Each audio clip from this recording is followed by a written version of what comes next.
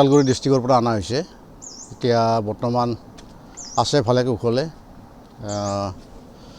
এটাৰ নাম পম্পী, এটাৰ নাম নাগেশ্বৰ আৰু এটাৰ নাম হ'ল আপোনাৰ লিলি। এই তিনিটাকো অনা হৈছে আপোনাৰ ওদালগুৰি ডিষ্ট্ৰিক্টৰ পৰা। বৰ্তমান ভাল কুশলে আছে, বৰ্তমান ডাঙৰ হৈছে। এটা 2 বছৰ, এটা 2.5 বছৰ, এটা 1.5 বছৰ।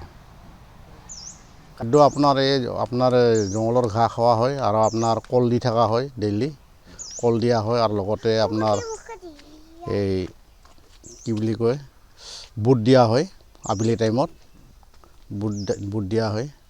আৰু আপোনাৰ লগতে কেতিয়াবা পকা কল, গুৰ তেনেকুৱা দি থকা হয় বৰ্তমান। হয়, জীৱ জন্তুও বহুত বাঢ়িছে বৰ্তমান। আমাৰ পৰ্যটকবিলাকো আহি বহুতখিনি ভাল পাইছে। কিছুমান সদায় মানে আপোনাৰ চাফাৰী কৰিব গ'লে গড়, বাঘ, হাতী, বনৰীয়া গৰু এইবিলাক লগ পোৱা যায়। তেওঁলোকে আহি কৈ কেনে বহুতখিনি বস্তু পালোঁ আজি, বহুতখিনি চাইটিং হৈছে। হয়, যোৱাকালিও দেখা পোৱা বুলি কৈছে, কোনোবা পাৰ্টি এটা দেখা পাইছে, একেলগত দুটা বাঘ পোৱা বুলি কৈছে। হয়, মানাহত যথেষ্ট আমাৰ জীৱ জন্তু বাঢ়িছে আৰু পৰ্যটকসকলো আহি আছে বৰ্তমান।